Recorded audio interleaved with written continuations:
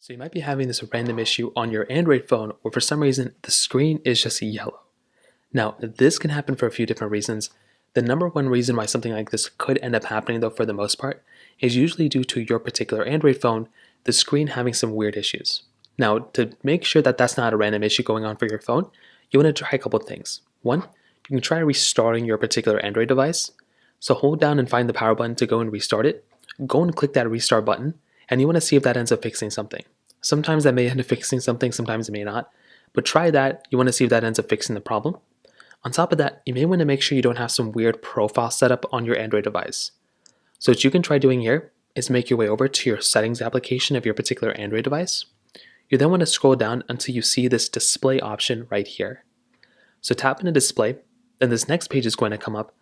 Now what you're going to want to do here is that if you do have some sort of like profile setup or some like random feature like night light or something like that can change the color of your Android phone, you may want to go and make sure these things aren't toggled on, because you can see as soon as I toggle this on, this goes ahead and starts changing the colors.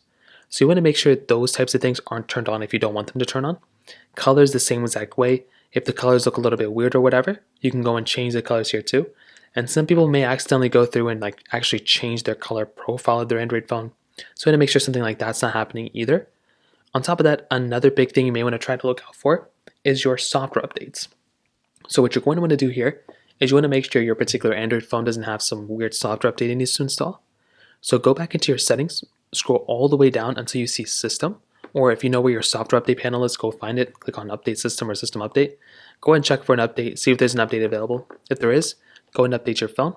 And that's another thing you can try doing to fix this problem is, if it's a software problem, those are the main ways to go and fix it.